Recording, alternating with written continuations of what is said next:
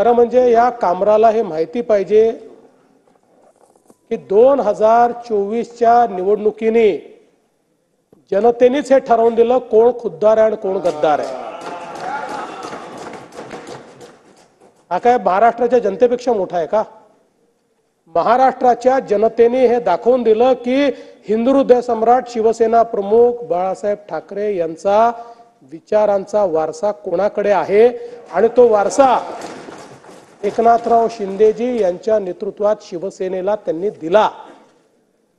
आणि त्यानंतर अशा प्रकारे सुपारी घेऊन जर कोणी काम करत असेल, मला आश्चर्य वाटतं की तुमचे माझे मतभेद असू शकतात, राजकीय मतभेदही असू शकतात, पण राज्यातल्या एखाद्या उच्चपदस्थ नेत्याबद्दल, ज्या नेत्याबद्दल राज्यातल्या जनतेमध्ये आदरभाव आहे, अशा नेत्याबद्दल इतक्या खालच्या दर्जाला जाऊन कोणीतरी बोलतो आणि त्या ठिकाणी आमच्या समोरच्या बाकावरचे काही लोक हे तात्काळ त्याच्या समर्थनार्थ उभे राहतात।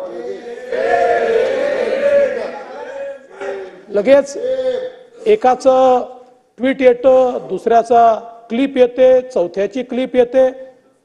हे काय कामराशी ठरवून चाललेलं आहे का कामराला तुम्ही सुपारी दिली आहे असा प्रश्न विचारण्याची वेळ या ठिकाणी आलेली आहे।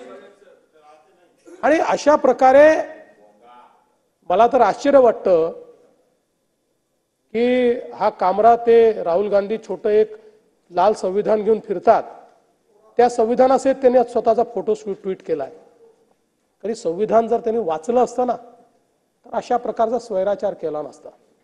संविधानाने प्रत्येकाला अभिव्यक्तीचं स्वातंत्र्य दिलंय, हे स्वातंत्र्य अबाधित आहे, हे अमर्याद आहे।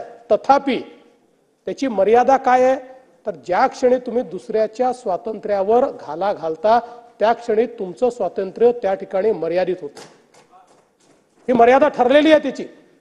आणि म्हणून तुम्हाला कोणाला अशा प्रकारे अपमानित करण्याचा अधिकार नाही आहे। ज्या प्रकारे त्यांनी हे अपमानजनक शब्द वापरले आहेत त्यांनी करावी ना, माझ्यावर करावी, शिंदे साहेबांवर करावी, आमच्यावर कविता करावी, आमच्यावर राजकीय व्यंग्य करावं, आम्ही टाळ्या वाजवून दाद देऊ। पण अशा प्रकारे सुपाऱ्या घेऊन घेऊन या ठिकाणी जर कोणी अपमानित करत असेल तर त्यांच्यावर कारवाई केलीच जाईल, सोडण्याचं कारण नाही आहे। आणि मग मी सगळ्यांना सांगतो, छात्या बळवू नका। अभिव्यक्तीचं स्वातंत्र्य चाललंय, संविधानाच्या विरोधात चाललाय, हे छाता बडवणाऱ्यांना मी स्पष्टपणे सांगू इच्छितो, या गोष्टी या महाराष्ट्रात आम्ही सहन करणार नाही। काहीही झालं तरी देखील अशा प्रकारे विनाकारण प्रसिद्धी मिळवण्याकरता सुपाऱ्या घेऊन घेऊन बोलणारे हे जे लोक आहेत यांना कुठेतरी धडा शिकवावाच लागेल। महाराष्ट्राचं मानसिक स्वास्थ्य खराब करण्याचं काम ही मंडळी करतायत। मी पुन्हा एकदा सांगतो, स्टँडअप कॉमेडी आम्हाला आवडते, आम्ही स्टँडअप कॉमेडी पाहणारे लोक आहोत, त्याला दाद देणारे लोक आहोत। पण त्याच्या जसं मध्यंतरीच्या काळामध्ये त्या अलाहाबादियांनी ज्या प्रकारचं स्टेटमेंट दिलं रणवीर अलाहाबादियांनी, हे असल्या गोष्टी आम्ही सहन करणार आहोत। आई वडिलांच्या संदर्भात इतकं घाणेरडं घृणास्पद अशा प्रकारचं स्टेटमेंट हे लोक देतील आणि कुठल्या तरी OTT प्लॅटफॉर्मच्या माध्यमातून असल्या गोष्टी चालवतील। म्हणून मी सांगितलं, स्वातंत्र्याचा स्वैराचार झाला आणि आपण जर चूप बसलो तर आपल्या पुढच्या पिढ्या आपल्याला माफ करणार नाहीत। हा स्वैराचार होऊच द्यायचा नाही। आणि म्हणून या संदर्भात निश्चितपणे जी काही कायदेशीर कारवाई, कडक कायदेशीर कारवाई करता येईल ती कारवाई केलीच जाईल।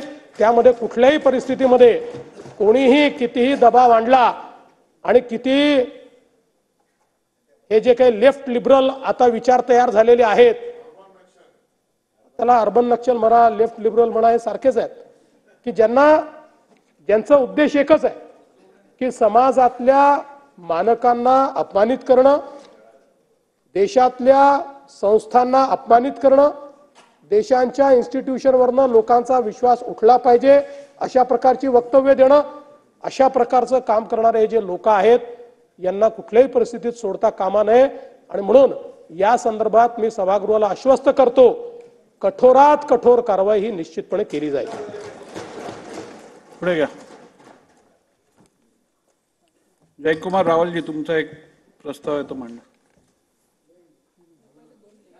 त्यांचा प्रस्ताव होते.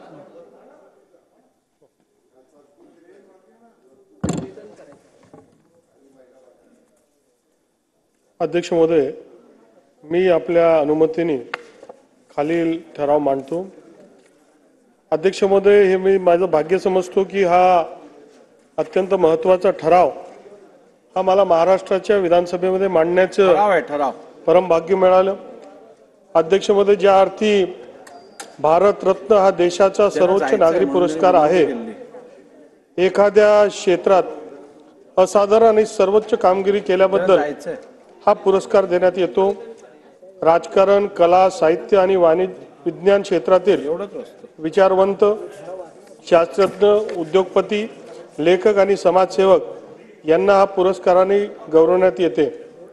आणि ज्या अर्थी आपल्या सगळ्यांचं प्रेरणाचं स्तोत्र क्रांतीसूर्य महात्मा ज्योतिबा फुले आणि क्रांतीज्योती सावित्रीबाई फुले यांनी उपेक्षित वंचितांच्या जीवनात समृद्धीचा प्रकाश निर्माण करत सामाजिक न्यायासाठी आयुष्य खर्ची घालून अस्पृश्यता निवारण